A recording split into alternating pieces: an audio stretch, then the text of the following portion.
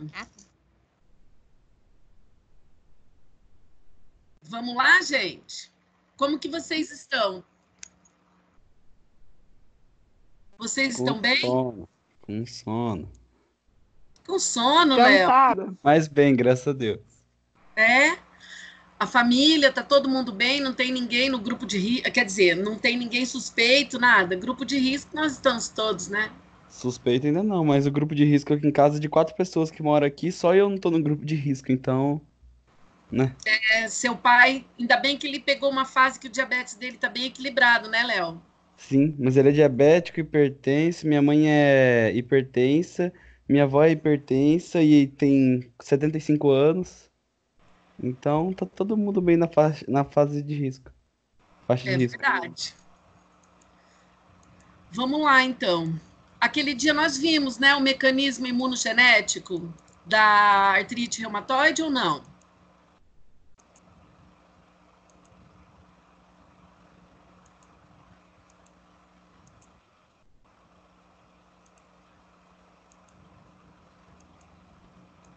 Nós paramos aqui, né?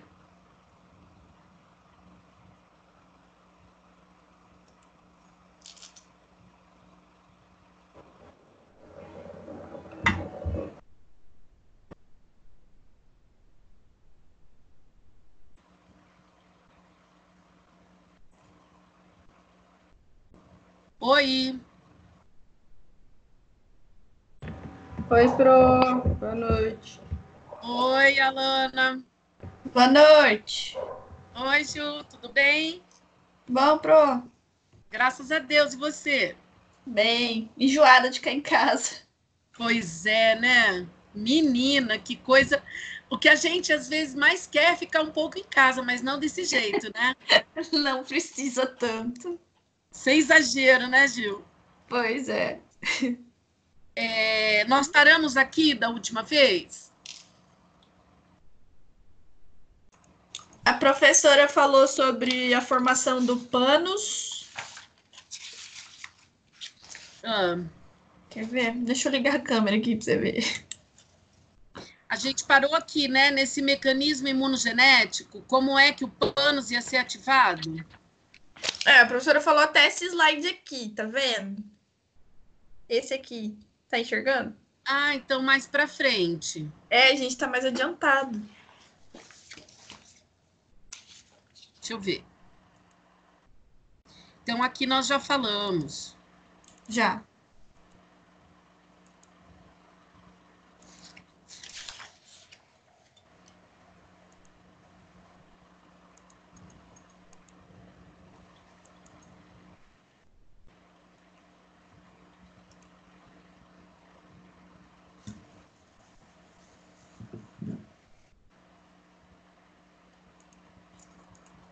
Aqui, né? Isso. Tá bom. Então, olha lá. A gente viu que dentro desse espaço articular vai acontecer a ativação, então, de todas as células de defesa. Por quê? Porque teve a apresentação do antígeno, lembram, né? Alguma coisa desencadeou, né, a apresentação do antígeno, ou seja, de um corpo que o organismo passou a partir daquele momento a considerar como estranho. Esse processo todo está acontecendo dentro de cada um desses espacinhos articulares. Então, o antígeno se apresentou, existe um grau de suscetibilidade, né? Um fator desencadeante, que pode ser muitas vezes de fundo emocional.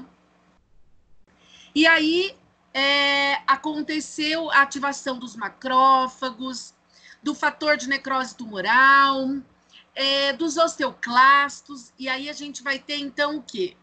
Vai ter uma degeneração óssea, vai ter liberação de enzimas, né? Que vão ajudar na degradação dessas estruturas articulares, enfim.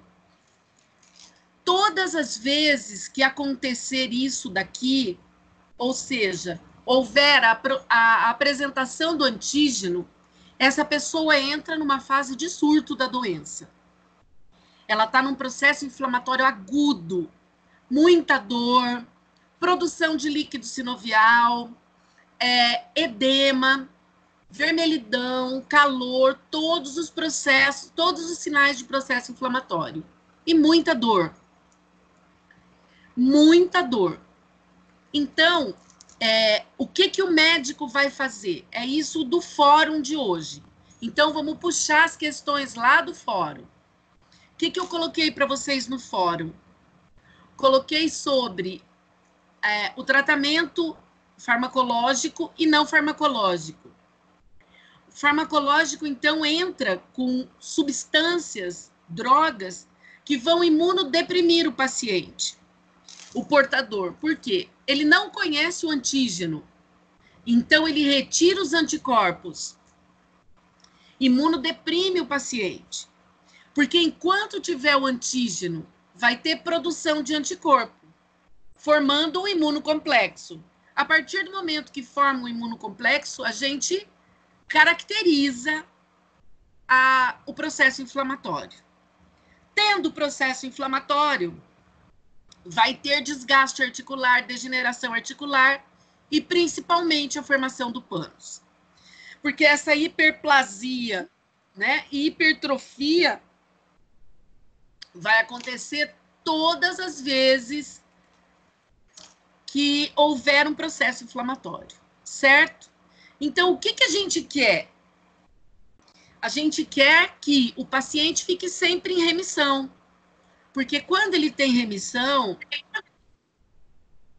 Oi? Quem perguntou? Por que vocês não deixam o microfone de vocês aberto? Porque senão Vai fica chiando, atrapalhando a professora. gravação. Fica muito ruído quando fica ligado. Daí acaba atrapalhando no seu Se áudio. passa uma moto, um cachorro late, vai sair tudo aqui.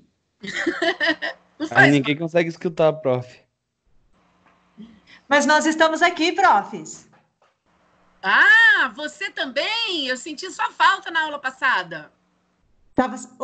Eu tava. É? Artrite reumatoide. Então, me desculpa, meu bem. Que bom. Só não assisti ontem, que acabou a energia aqui em casa. Ai, pois é, metade da cidade, né? Ficou sem energia. Minha mãe falou que chegou mais de 10 horas da noite. Aqui em casa chegou 10 horas. Então, aqui não acabou, graças a Deus. Quer dizer, deu uma queda, mas voltou logo. Olha só. O que, então, que... Imagina um paciente, nesse momento, tendo uma crise de artrite reumatoide. O que a gente precisa, nesse momento, do coronavírus? De imunidade. Imagina um paciente numa crise aguda de artrite reumatoide, tendo que tomar um imunossupressor. Por quê? Porque ele está numa fase aguda da doença. Então, entra o que eles chamam de imunossupressores ou imunomoduladores. Eu não conheço o meu inimigo, o meu antígeno, então eu vou tirar os meus soldados, eu vou tirar os meus anticorpos. Só assim que eu evito o processo inflamatório. Por quê? Porque esse processo inflamatório vai destruir aos poucos a articulação. Então, eu imunodeprimo ou faço uma imunossupressão do meu paciente. Só que ele não pode ficar assim muito tempo. Nesse momento, possivelmente, se o médico tiver que usar um imunossupressor, ele vai deixar em casa. Mas e fora de uma época de coronavírus, muitas vezes isso é feito em ambiente hospitalar, num ambiente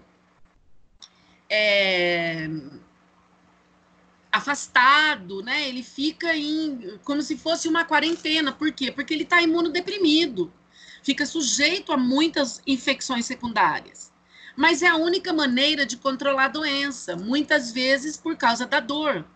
Às vezes essa dor, esse medicamento precisa ser associado com drogas muito pesadas, né? De derivados os opiáceos, a morfina, às vezes até combinação de medicamentos para dor.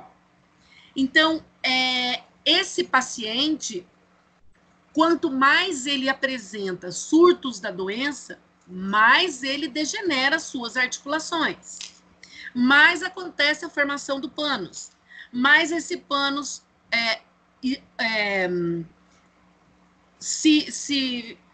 produz, fecha esse espaço articular, levando então às anquiloses, certo? Isso tem que ficar claro para nós. Por quê? Porque o paciente vai ser submetido a várias drogas. E essas drogas têm efeitos colaterais. Elas podem dar inapetência, apatia, o paciente fica desanimado, ele tem transtornos hepáticos, gástricos, intestinais, sonolência. E a gente vai ter que ser bem paciente com esse paciente. Por isso que é necessário que a gente conheça o tratamento farmacológico que ele está sendo submetido. Agora, quando ele está bem, ele vai usar uma droga diferente, uma droga só de uso contínuo, mas que vai fazer o controle da doença, tentar controlar a doença. Associado com o quê? Com os hábitos alimentares que ele modificou, os hábitos de vida diária que ele modificou, os calçados, se ele é semidependente, tem uma pessoa ajudando, isso é um outro fator complicador. Porque se o paciente mora sozinho, por isso que a nossa história, a coleta da história é tão importante. Vocês veem como a gente divide, mas essa divisão é didática, porque, na verdade, isso está acontecendo ao mesmo tempo. Quando a gente pega um paciente que tem essas condições e está sendo submetido a um imunossupressor, e às vezes até tem que se submeter a tenotomias, porque a dor, a tração dos tendões é tão grande, que nenhum medicamento vai tirar aquela dor, porque é o tendão que está tracionado. Então, eles seccionam esses tendões cirurgicamente. Então, esse paciente pode estar sendo submetido a essas condições tudo junto. Se ele tem um companheiro, uma companheira, uma mãe, uma irmã, uma tia, um sobrinho, alguém que cuide, é uma coisa. Agora, se ele mora sozinho, numa fase completa aguda de surto doloroso, ele se torna uma pessoa totalmente dependente. Como ele fica sozinho? Então, nessas alturas, a gente conhece a história dele. Sabe que se ele sumiu da clínica, se ele sumiu do atendimento, é porque ele está em crise aguda ou porque ele não tem como vir. Então, nesse contexto, a gente conhece bem a história do paciente. Por isso que é importante que a gente saiba o que está acontecendo, conheça a fisiopatologia da doença, para a gente poder interpretar o comportamento do paciente. E ser solidário, ser solícito, ser afetuoso, porque esse paciente precisa de tudo isso numa hora dessa. Principalmente se ele for uma pessoa mais sozinha, for um viúvo, for um solteiro, enfim, certo? Alguma dúvida até aí? Para vocês terem noção, olha só, o pânus, ele fecha todo o espaço articular, porque ele aumenta tanto de tamanho quanto de número. Então, as células aumentam de tamanho e aumentam de quantidade, levando, então, ao preenchimento desse espaço articular, certo? O que a gente tem que fazer, então? As mobilizações,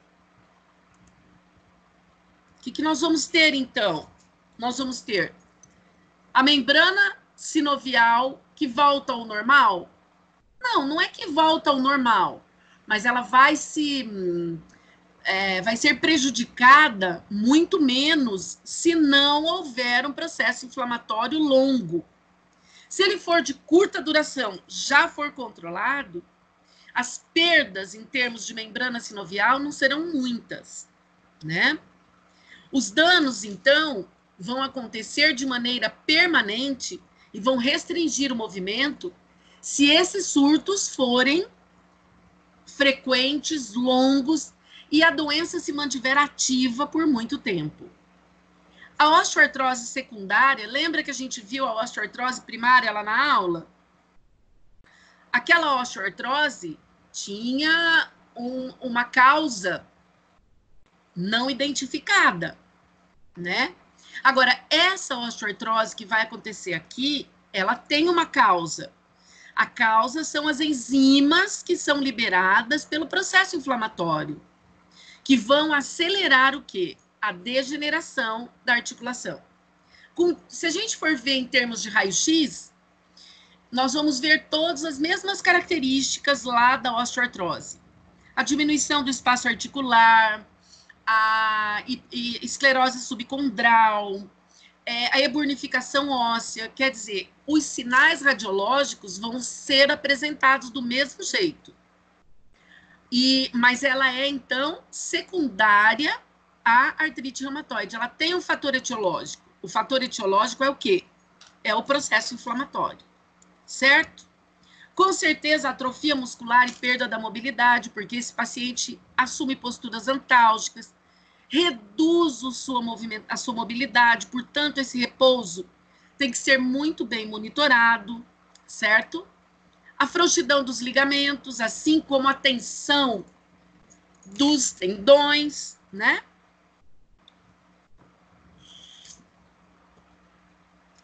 E as anquiloses, que a gente já viu na aula passada, que vão acontecer. Inicialmente, a anquilose fibrosa, posteriormente, a anquilose óssea. Quem tá aí? Oi! Oi, Pro. Oi, Pro. Todo mundo ouvindo? Sim. Anquilose. Estamos aqui, Pro. Que bom, que bom, que bom.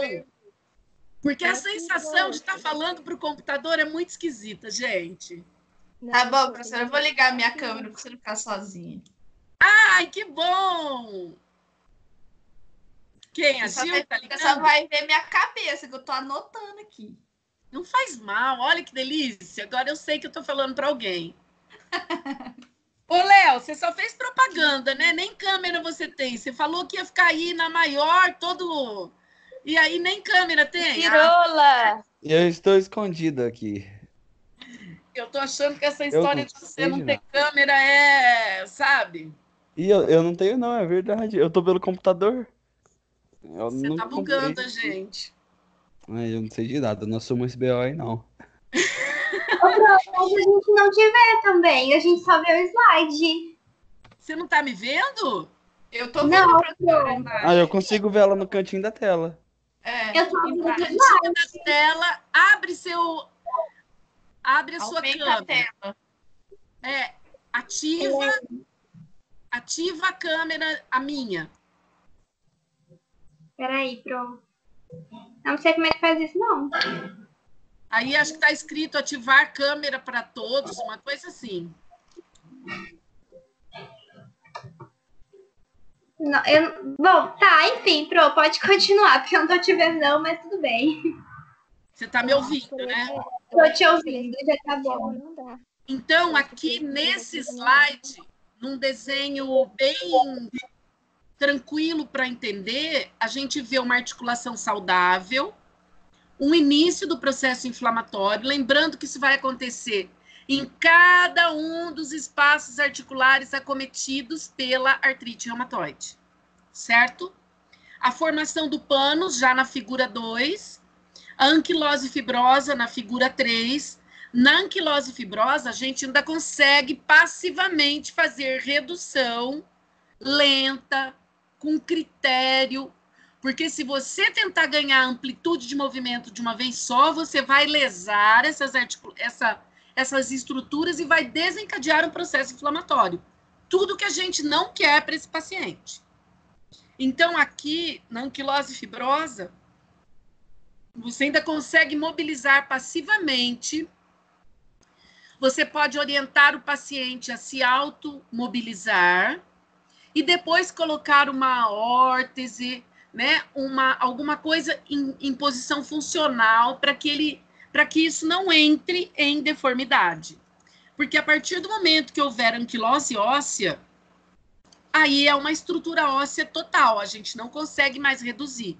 Ou seja, se esses dedos, se essas mãos, elas se anquilosaram numa posição não funcional, cheia de deformidades, esse paciente vai perder todo o movimento. Por isso que nessa fase, entre o panos, a fase 2, a fase 3, a gente tem que fazer mobilizações dentro das condições do paciente. Como é que trata? Não existe receita de bolo. Por isso que cada caso tem que ser tratado individualmente. Porque ainda tem um fator complicador na artrite reumatoide, que é o quê? É a coexistência de mais de uma doença reumática. É muito comum na artrite reumatoide, bom, nós já vimos a osteoartrose secundária ali, mas é muito comum a fibromialgia associada com a artrite reumatoide, a síndrome de Sjögren, que é uma doença que eu não sei se vai dar tempo da gente ver, mas é uma doença bastante, assim, limitadora também, porque ela vai envolver os olhos, ela vai envolver glândulas parótidas, ela vai envolver a produção de saliva, né? Ela vai prejudicar toda a parte da mucosa nasal, bucal, esofágica. Então, ela é muito, muito, muito prejudicial para o paciente. Então, o lúpus, a artrite, a síndrome de Sjögren, a fibromialgia e a osteoartrose são doenças que são comuns se associarem à artrite reumatoide. E aí, às vezes, o medicamento que você toma para uma não é para outra. Então, o paciente fica sujeito a grandes quantidades de medicamento. Né? Se ele tem fibromialgia, artrite reumatoide, são medicamentos de categorias diferentes. Então, ele vai ser submetido a uma grande quantidade de remédio, certo? Por isso que nessas fases aqui, 1, 2 e até 3, muita mobilização. A cinésio é a nossa grande parceira.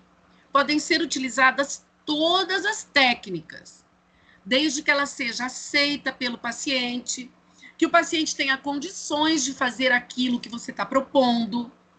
Você pode propor aquilo como meta, por exemplo, trabalhar bola, trabalhar um pouco de força. Nós temos que melhorar para poder incrementar o atendimento. O senhor entende? Para o senhor ganhar músculo, enfim, né? Tudo que você for colocando é possível, respeitando a condição do paciente, negociando com ele, esclarecendo. Ele tem que ser o mais ativo, né, o sujeito mais ativo desse tratamento. Aqui outra foto também da mesma coisa, né, da osteoartrose e da artrite reumatoide. O que nós vamos ter aqui, então? Além das lesões que a gente viu dentro do espaço articular, nós vamos ter outras, né? Nós vamos ter lesões extra-articulares. Esses nódulos, eles vão acontecer em grandes quantidades. Eles, muitas vezes, são grandes, né? Eles são muito grandes, o paciente lesa esses nódulos, ele esbarra, ele bate, então é normal que esses nódulos fiquem ulcerados. Isso é mais uma preocupação, certo? As lesões nervosas, a gente vai ver muito a síndrome do túnel do carpo. Por quê? Porque existe uma compressão, certo?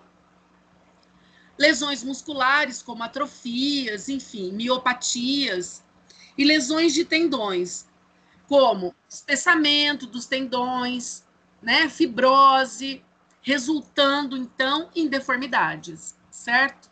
Então, além do que está acontecendo dentro do espaço articular, nós temos lesões também extra-articulares, os nódulos, as compressões, a musculatura e os tendões. A Nayara não está conseguindo entrar?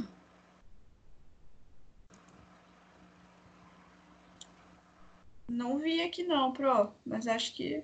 Nayara entrou?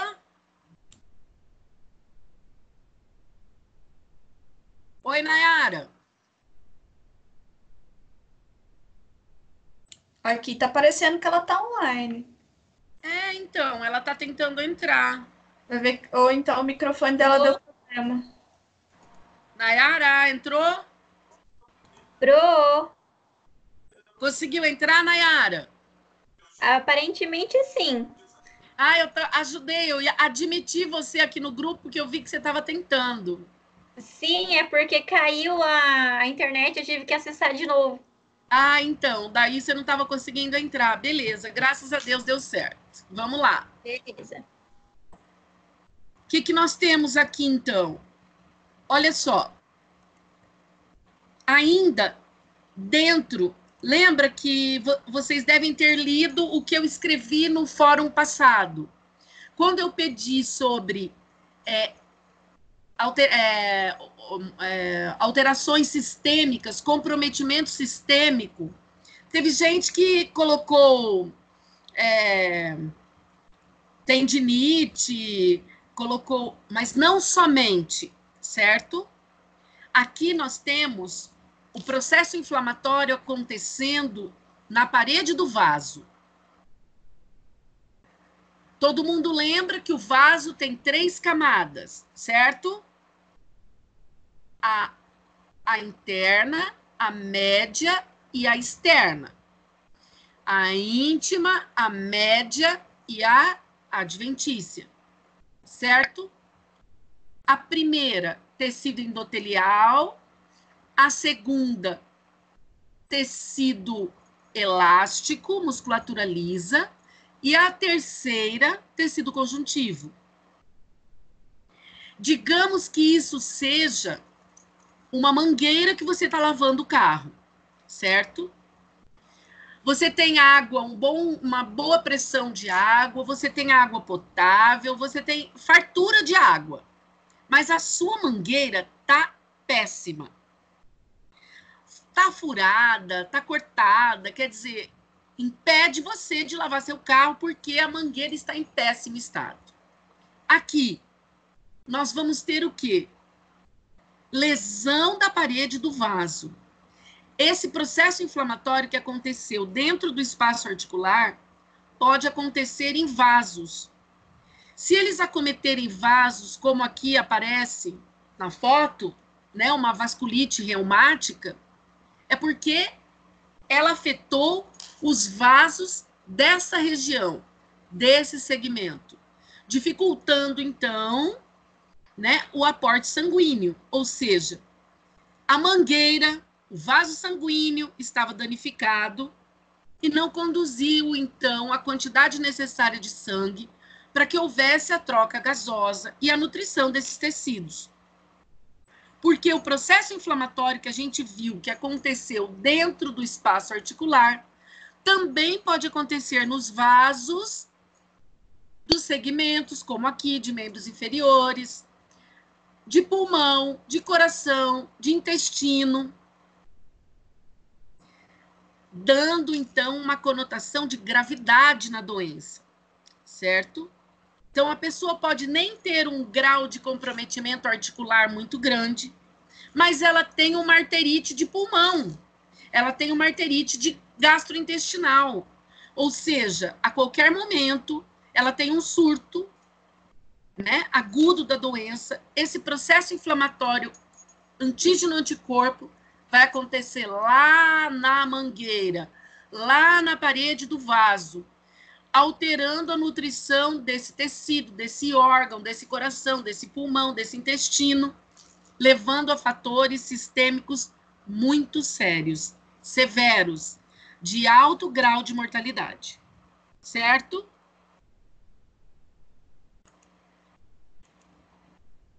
Aqui dentro do quadro clínico articular, nós vamos ter o quê? Vamos ter derrames articulares muito intensos. Aqui, nesse estágio, a gente pode ter a formação do cisto de Baker, porque a produção de líquido sinovial é muito grande. E então esse líquido vai extravasar, né, para a região poplítea. O cisto de Baker é muito, muito dolorido. Ele vai ser drenado e no novo processo inflamatório ele pode voltar a aparecer. Lá atrás, lembram do cisto de Baker lá no início da aula? Beleza. Olha só, presença de nódulos, então, muito intensos, certo? Dando severas deformidades. Bom, essas deformidades que eu coloquei algumas fotos aqui nesse slide são deformidades severas, em estado bem final da doença. Esses estágios já estão em bem estágio avançado. Essa mão, ó, inferior esquerda, já tem anquilose óssea. Esse pé, na região inferior direita, tem anquilose também. Anquilose óssea, ou seja, essas articulações não podem mais ser reduzidas passivamente. Elas são extremamente doloridas, todos os tendões aí estão tensionados, por isso que é comum um paciente de artrite reumatoide ter muitas cicatrizes no corpo, porque eles fazem muitos procedimentos de secção cirúrgica de tendões. Na cervical, nos ombros, nas mãos, nos pés, certo? Por causa da dor, para alívio da dor. Perde grande quantidade da capacidade funcional? Perde, mas também diminui a quantidade de medicamentos para dor, porque é muito a quantidade que eles tomam, certo? Ô, prof, eu tenho Olha uma só. pergunta. Pois não. E essas cirurgias são feitas já lógico, quando está assim, deformidade, é isso? Que aí não tem mais jeito, assim. Geralmente, o SUS, por exemplo, dificilmente vai dar prioridade para esse tipo de cirurgia. Por quê? Porque a gente tem uma carência muito grande de reumatologistas na rede pública, né? São profissionais escassos, Simone, infelizmente. Esses pacientes, para poder conseguir o medicamento, eles precisam de um processo, precisa de assistente social, porque, como a gente vai ver, essas drogas, elas são muito caras. E o SUS oferece essas drogas. Então, a cirurgia em si, só em casos bem extremos, quando a gente já tem deformidades bem instaladas. Agora, nós já tivemos paciente que tem outros tipos de convênio, ou um plano privado parcial, ou um plano privado de boa qualidade, se aposentou muito cedo, então teve tempo para cuidar dessa doença, se dedicou totalmente. As pessoas geralmente vivem para essas doenças, Simone.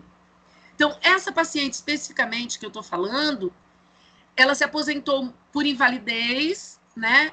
Ela era uma funcionária pública estadual, então, e ela tinha um plano de saúde privado, além do plano do Estado. Ela fez as cirurgias, ela tinha pouca força nas mãos, ela já tinha feito uma artrodese de cervical, ela não tinha mais movimento, o movimento era em bloco. Mas ela fez essas cirurgias numa fase aqui ainda a deformidade não estava totalmente instalada. Então, ela tinha cicatrizes, muitas cicatrizes, mas ela não tinha mais tanta dor. Por quê? Porque... Entendi. Então, a cirurgia ela pode ser feita antes da deformidade. Pode, quando inicia o processo de tração muito grande sobre o tendão, né? Tensão muito grande sobre o tendão, isso pode ser uma possibilidade que o médico vai considerar. Mas, às vezes, o paciente não tem condições gerais para fazer isso. Ele é hipertenso, ele é diabético, ele mora sozinho, ele não tem quem cuide. Você sabe que essas cirurgias, elas estão pautadas no quê? O sucesso delas fica pautado na recuperação. E muitas vezes, se o paciente não tiver condições de quem cuide, de quem, né, quem ajude, quem auxilie em todo esse processo, às vezes nem é feita. E esse paciente, muitas vezes, não é acompanhado por um reumatologista. Ele é acompanhado por um ortopedista, por um clínico geral, às vezes até por um neuro. Mas o reumato, infelizmente, é um profissional escasso, bem escasso na rede pública. Maringá até que está bem agora de reumatologistas, mas na rede pública eles até começam, mas depois eles saem do SUS e seguem a outros convênios e a clínica particular, infelizmente. Entendi. Porque eles sabem que eles são escassos, certo? Então, olha, Simone, deformidades como essa, dessa mão superior aqui do meio, ou a da direita, ou até essa da esquerda que fica no meio aqui, são deformidades muito instaladas. Dificilmente você consegue redução disso daqui, até cirurgicamente não é mais possível. Já existe anquilose óssea. Certo. Então, até que exista anquilose fibrosa, ainda pode ser feito alguma coisa. Agora, a partir do momento que existe anquilose óssea, não tem mais articulação, você viu. É uma peça óssea só. Certo? Certo. Prof. Oi. E quem faz a cirurgia, mesmo no início, pode acontecer de dar deformidade?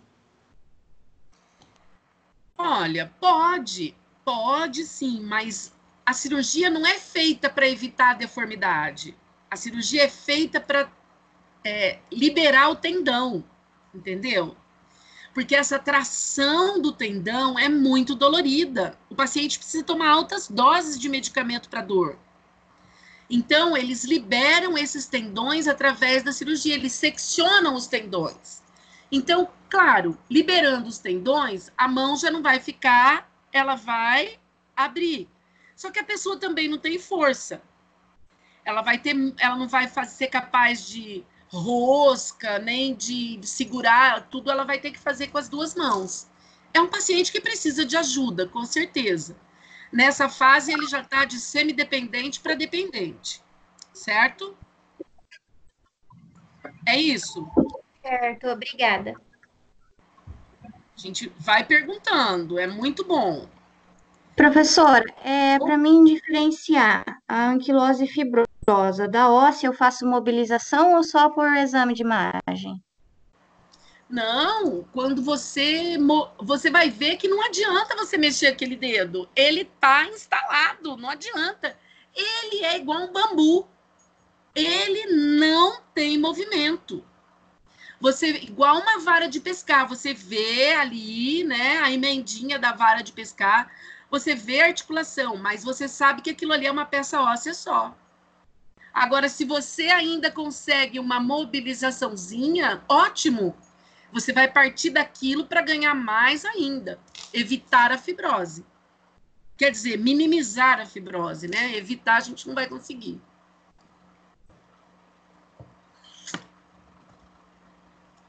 Agora, numa mão em qualquer segmento com deformidade instalada, anquilosada, com óssea, é igual uma vara de pescar. Um bambu não mexe. Você vê a articulaçãozinha ali, você pode até ver ela dobrada, dependendo de como ela, né, acontecer, mas você não reduz. É uma peça óssea só. Beleza? Então, nós vamos ter o que aqui? Manifestação de pele. Vocês viram lá as feridas, as úlceras, né? Que podem resultar em gangrena e até amputação. Os nódulos, as manifestações oculares, a esclera, essa parte branca do olho, que a minha é igual a tua, que é igual a sua, que é igual a sua. Todo mundo é igual. Não é? A gente não brinca? O branco do olho é igual a todo mundo? Pois é. É essa região que vai ser acometida. Os vasos que irrigam essa região sofrerão aquele processo inflamatório que eu falei lá da mangueira, levando, então, a quadros assim, olha.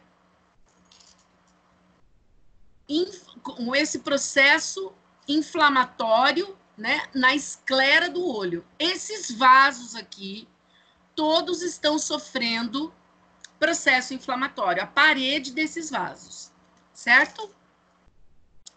Então, aqui nós estamos vendo o vaso inflamado na esclera do olho. Isso pode acontecer no vaso que irriga o invólucro do coração, no vaso que irriga o invólucro do pulmão. Então, nós vamos ter pericardite, nós vamos ter pleurite, e nós vamos ter, muitas vezes, esse vaso que irriga o intestino e o estômago. Por isso que o comprometimento visceral dessas doenças reumáticas são muito severos, certo?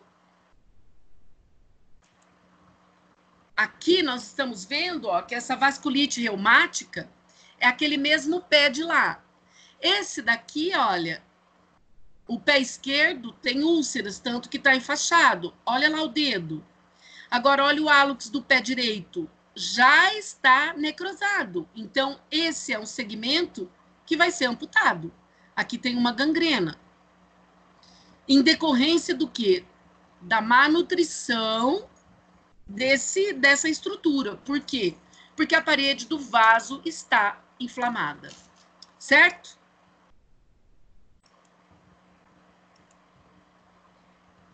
Nós, então, vamos ter isso na parte respiratória, né? Na síndrome do túnel do carpo por compressão. Muita gente fala, não, já fiz a cirurgia. Não, professora, já fiz cirurgia nos 2 pulsos. Por que a senhora fez? Ah, porque não aguentava mexer as mãos, a mão formigava, a mão ardia, a mão não tinha força, eu derrubava as coisas. Daí o médico falou, tem que operar aqui. Então, operei os 2 pulsos. Para eles é tudo pulso. Operou o pulso. Quer dizer, fez uma cirurgia para síndrome do túnel do carpo. Certo? Para liberar essa estrutura, para diminuir o fator compressão. Beleza? Vai falando, fala comigo. Oi. Tá tranquilo. Aqui nós Estamos temos aqui, o quê? Aqueles mesmos vasos inflamados que vocês viram na esclera do olho, aqui vai acontecer o quê? Os vasos da pleura, levando a quadros respiratórios severos. Isso é artrite reumatoide? É. Isso é complicação visceral da artrite reumatoide. Infelizmente. Certo? Aqui nós temos, então, uma neuropatia reumatoide, pode acontecer a nível de membros superiores ou extremidades inferiores. O paciente vai sentir o quê? Dor, formigação, perda de força, vai tropeçar, não vai sentir, o pé vai estar gelado, o pé vai estar sem sensibilidade, enfim, certo? Por quê? Porque existe um fator um processo inflamatório e compressivo. Bom, essa avaliação de Steinbroker que eu coloquei no fórum passado é porque a gente vai receber encaminhamentos assim às vezes, né? Encaminho a senhora fulana de tal, 50, sei lá, 46 anos, 52 anos, portadora de artrite reumatoide em tratamento há 8 anos, submetida a grupos de medicamentos, tal. Ele vai colocar AR, às vezes ele coloca SB, Steinbroker, 3. Ele não nem põe assim, avaliação funcional de Steinbroker, classe 3. Às vezes ele põe AR-SB3, ou seja, para nós é o quê? Uma artrite reumatoide com atividades cotidianas ou ocupacionais já limitadas, certo? Para nós, essa classificação é muito importante, porque ou o paciente realiza as atividades, ou ele é semidependente, ou ele é totalmente confinado à cadeira de roda ou à cama, certo? Beleza? Então, essa classificação aqui é funcional, é extremamente importante para nós. O prognóstico e a evolução vão depender de muitos fatores, né? Como eu já disse para vocês, a minha irmã tem artrite reumatoide com diagnóstico há mais de 12 anos. Nessa época agora, graças a Deus que ela está bem e não está precisando tomar imunossupressor. Porque senão ela já faz parte, né, do grupo de risco. Se ela tiver imunossuprimida, então, meu Deus, né? Então, nesse momento, ainda bem, a temperatura está estável, ela está tranquila, está encarando as coisas bem, né? Então, ela não está precisando do imunossupressor e está caprichando na alimentação para poder melhorar a imunidade. Então, essa porcentagem aqui vai depender de vários fatores. Então, 20% somente dos casos é que vão evoluir bem. Eu acho que a minha irmã está aqui, ó, nesses 30% moderadamente bem, com incapacidades que não são muito graves. Agora, 10% tem progressão inevitável, ou seja, ele pode ter um comprometimento articular e um comprometimento visceral, certo? O que vai dar um prognóstico muito ruim para a doença. Bom, o objetivo, claro, tanto clínico quanto fisioterapêutico, é promover a remissão completa. É cura da doença? Não. Mas o paciente em fase de remissão, ele tem uma vida muito próxima do normal. Se ele teve controle dos outras crises, não tem deformidades tão instaladas, deformidades que ainda são compatíveis com uma vida independente, ele vai ter, então, uma qualidade de vida. Agora, se ele tem surtos, ou tem comprometimento visceral, ou tem surtos repetitivos, não respeita, não toma um medicamento, não se conhece, aí uma crise atrás da outra vai levando, então, à formação do pânus, certo? O que daqui desse slide que é o mais importante? O acompanhamento multiprofissional. Ele vai precisar de uma assistente social, porque esses medicamentos são caríssimos. E eu não estou falando caríssimos de 500, 1.000, 1.500 reais. Estou falando de medicamentos que custam 10, 50, 100 mil reais. Então, a pessoa tem que ir naquele dia, naquele horário, naquele local, e naquelas condições, buscar aquele medicamento de uso contínuo. Porque o SUS distribui esses medicamentos no tempo que for necessário. Só que precisa constantemente atualizar esse processo. Se a pessoa não tem mais condições, se ela está restrita ao leito e dá o dia de buscar o medicamento, ela tem que já deixar tudo pronto, uma documentação de uma pessoa que vai lá naquele dia, naquele horário. Se é dia 14, às 14 horas, não adianta ela ir dia 15, nem dia 13. Cada paciente tem seu dia e seu horário para pegar os medicamentos. Então, isso é controlado por um assistente social. Essa pessoa precisa de um suporte psicológico. O fisioterapeuta, que é um dos principais coadjuvantes. O enfermeiro, se ela tiver algum comprometimento de pele, de ferida, para orientar os curativos frequentes, certo? Isso é essencial. Bom, esses pacientes precisam de um tratamento que a gente chama de farmacológico e não farmacológico, mas ainda todos conservadores, sem procedimentos invasivos, ainda sem cirurgia nessa fase. Nós temos drogas, então, que são utilizadas. A hidroxicloroquina, é um dos medicamentos principais do portador de doença autoimune. A hidroxicloroquina vai ser muito utilizada pelos pacientes com artrite reumatoide, com lúpus, com espondilite anquilosante, com esclerose múltipla, certo? Eles estão nos medicamentos chamados de segunda linha. Aqui, ó, hidroxicloroquina, metotrexato, azatioprina. Esses são os mais comuns. E dentro dos medicamentos de primeira linha, nós temos o quê? Os anti-inflamatórios não esteroidais e os analgésicos, que são vários. Então, os anti-inflamatórios de primeira linha e os analgésicos, certo? Aqui nós já temos medicamentos bem mais potentes. Eles são chamados de drogas modificadoras do curso da doença, certo? Então, nós vamos ter o quê? Dentro dessas drogas antirreumáticas, né, modificadoras do curso da doença, nós temos as indutoras de remissão, que são os imunossupressores, são os RIDs, certo? As indutoras de remissão. Ou seja, o paciente vai entrar em remissão de qualquer jeito, porque eu vou retirar a minha defesa, eu vou baixar a minha guarda. Então, o antígeno vai estar lá, só que não vai ter anticorpos para combater, porque o paciente está imunodeprimido. Agora, aqui nós temos as antirreumáticas de ação lenta. As SARDs, elas são medicamentos, na maioria das vezes, de uso contínuo. Certo? Alguma dúvida sobre as drogas? Ô, prof, Oi. eu não entendi muito bem por que que o medicamento deixa a pessoa imunodeprimida. É do medicamento ou é necessário mesmo? É necessário. É um medicamento que vai imunodeprimir a pessoa.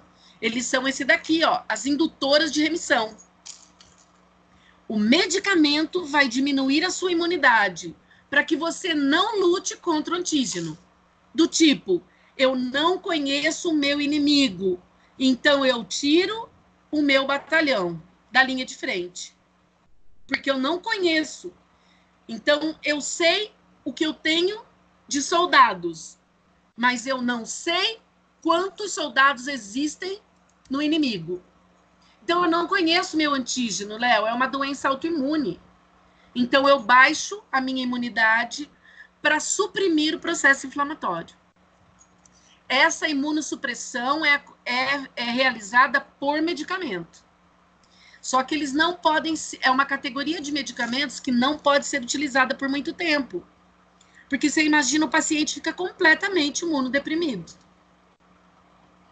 Entendeu ou não? Entendi, prof. Obrigado. E são Pro, essas daqui, ó. essa hidroxicloroquina, ai, sei lá, nem sei falar o nome, ela faz isso também? A hidroxicloroquina, não. Ela é um corticoide, né? Ah, corticoide. Ah, tá. Eles são anti-inflamatórios muito potentes. Certo. Inclusive, eles estão fazendo, né, agora uma pesquisa bem séria sobre a hidroxicloroquina no combate ao coronavírus. 40 hospitais do Brasil entraram no projeto de pesquisa e o HU é o Hospital do Paraná. Porque o HU tem um laboratório bem montado que pode preparar, né, realizar todo o processo.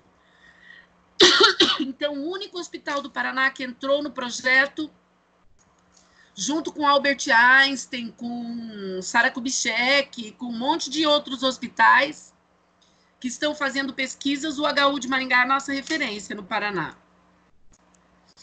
Nossa. E é justamente para saber da hidroxicloroquina. Então, olha, o repouso no leito não é aquela coisa de ficar horas, dias, semanas, meses. É um repouso monitorado. Vai ser um repouso para poder melhorar fazer um controle da dor, né? Para o paciente conseguir relaxar, deixar que o medicamento faça efeito, mas logo ele tem que se movimentar. Então, atividade e repouso, isso vai ser totalmente norteado pelo fisioterapeuta, certo? É fato que os exercícios são maravilhosamente quando a doença está suprimida, quando ela está controlada, quando a gente está aí num período de remissão da doença, certo?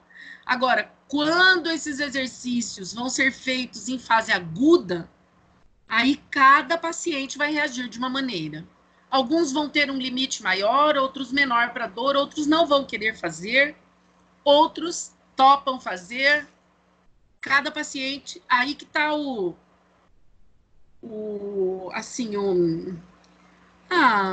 know-how de vocês, digamos, né? Porque se você for bem convincente, explicar, justificar a necessidade, ele vai fazer. Agora, se você fizer uma coisa que ele sente dor, que ele acha que piorou, que, enfim, ele não vai mais procurar, ele não vai mais querer continuar o tratamento, não. Então, olha, a orientação, a manutenção do estado funcional, isso é tudo obrigação nossa. A parte motora e a parte respiratória. Lembra que eu falei? 10 minutos de fortalecimento de quadríceps. Exercícios respiratórios. Para todos. Para todos. Isso, digamos assim, é geral. E você vai fazer o quê? Específico o que cada paciente tiver condições, certo? Quando eu falo 10 minutos de fortalecimento de quadríceps, é claro que você não vai ficar mobilizando somente interfalangianas distais. Porque o paciente também precisa andar, você tem que prevenir queda, equilíbrio, a parte respiratória, quer dizer, é muita coisa que você tem que trabalhar. Você não vai ficar ali só mobilizando também, certo? Tem que ter uma visão bem geral do paciente. Fato que a fisioterapia contribui, né, gente? Ela, a partir do momento que ela dá condições para o paciente, ela melhora a qualidade de vida dele, né? Isso é fato. A proteção da articulação pode ser feita através de um fortalecimento articular, de um ganho de ADM, enfim, certo? As cargas, tudo que se quer é pelo menos uma carga moderada, mas isso vai depender da condição do paciente. As órteses, como eu já falei para vocês, né, elas têm o objetivo de aliviar as dores, estabilizar, realinhar, colocar essas articulações em posição funcional. Mas também, olha, bem recomendada que seu uso deve ser intermitente. Porque para eles é aquilo, né? Se 30 minutos é bom, imagina 3 horas. Não é bem assim. Beleza?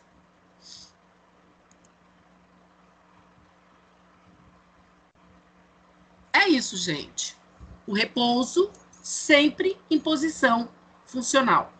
Então, isso você vai ter que orientar seu paciente.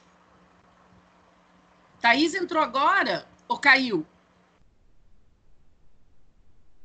Thaís?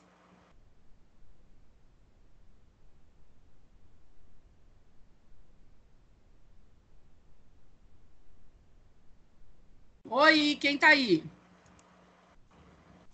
Eu tô, Pro. Oi, Pro. Tô aqui, Oi, Pro. Pro. Alguma dúvida até aqui, gente? Então, as questões que estão no fórum dizem respeito ao tratamento.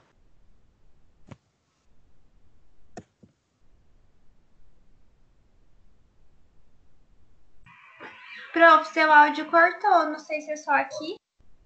Pra mim Pra mim travou também. também. Pra mim travou. Bem, Pra mim também, tem que avisar ela. Eu acho que a net dela deve ter caído de novo. Pra mim tá. Travado.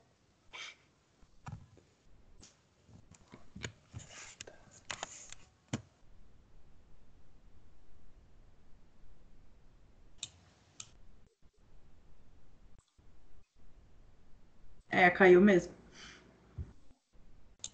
vamos esperar ela voltar. O duro que ela fica falando sozinha até ela se tocar.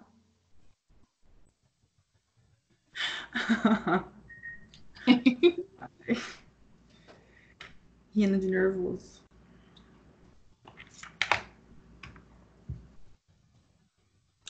Acho que agora ela deve estar entrando de novo. É, porque ela saiu. O slide desapareceu.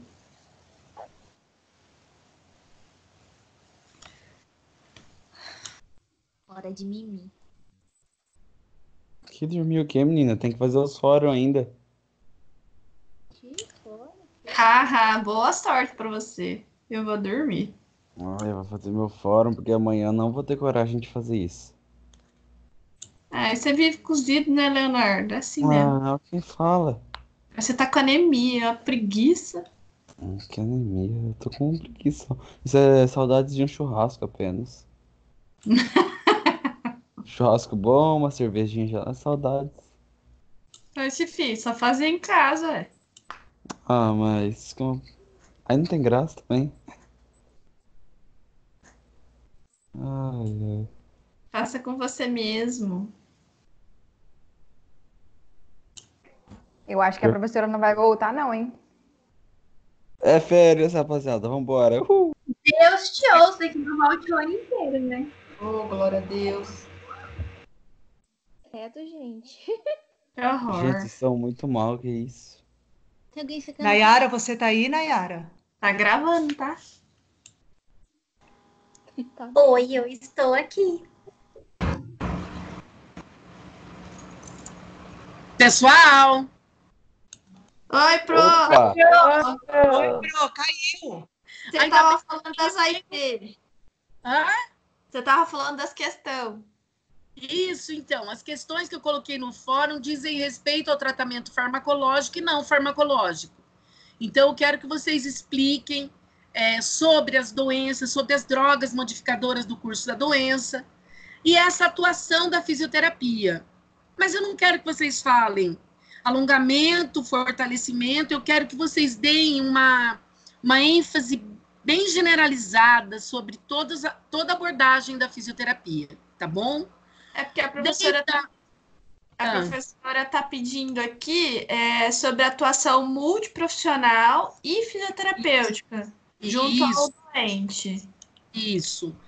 Como é que isso vai acontecer? Então, você conhecendo seu paciente, você sabe as necessidades dele. Nem sempre você vai contar com esses profissionais, nem sempre você vai poder encaminhar o paciente para isso, fazer essa referência. Então, muitas vezes, se você conhece, se você trabalha com uma equipe, você pode pedir informações, orientações básicas para você poder passar para o seu paciente, contribuir, né, da maneira mais global possível com a melhora da qualidade de vida dele. E nunca esquecendo, né, gente, a dor iguala as pessoas, né? Quando você tem dor, não importa se você é rico ou pobre, se você é bonito ou feio, se você é formado doutor ou se você é analfabeto, dor é dor. Então, nunca deixar que esse paciente fique desprovido de afeto, de acolhimento, de tratamento humanizado, certo? Porque ele tem artrite reumatoide, mas ele tem família, ele tem dor, ele tem dívida, ele tem relacionamento que não deu certo, que deu certo, decepções, igual a gente. Então, esse acolhimento do paciente é extremamente importante, certo? Ver o paciente de maneira global mesmo. O tratamento humanitário é essencial. Beleza? Beleza. Então, a parte farmacológica, leia um pouco sobre azatioprina, hidroxicloroquina, para vocês verem o efeito adverso que elas têm. Elas são drogas que vão realmente prejudicar muito o paciente. Então, se ele está enjoado, se ele está perdendo peso, se ele está inapetente, apático, muitas vezes isso é efeito do medicamento. Tá bom? Tá bom. Então, até semana que vem. Mais alguma pergunta? Tá tranquilo agora. Acho que não. Tá tranquilo. Não, pronto, tudo certo. Então, até semana que vem. Se vocês acharem por bem, a gente faz uma revisão até agora, ou então a gente já entra em outra doença. Até onde seria o conteúdo para a prova, Pro? Até esse? Eu acredito, pelo que eu fiz na prova, mas que não vai ser, acho que nada daquilo, até artrite reumatoide ou até gota. Eu acho que dá para entrar gota, sim. Porque gota é mais simples do que artrite reumatoide. Tá. É porque a Cíntia já vai começar a matéria do segundo bimestre, sexta-feira que vem.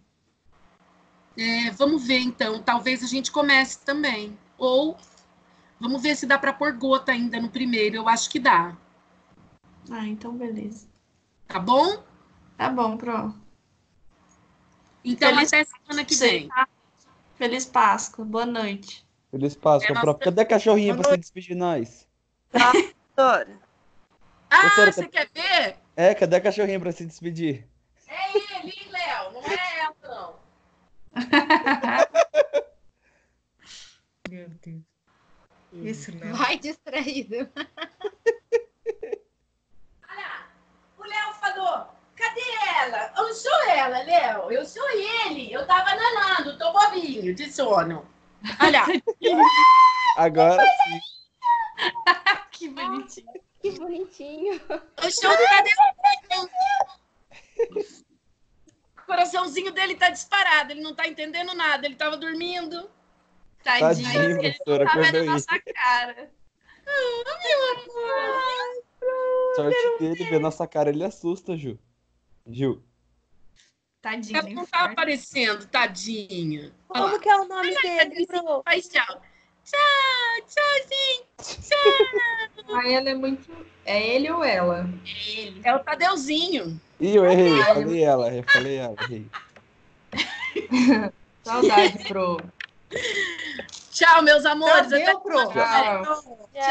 Tchau, prof, com Deus. Tchau, Pro. Tchau, tchau. Fui. Fui.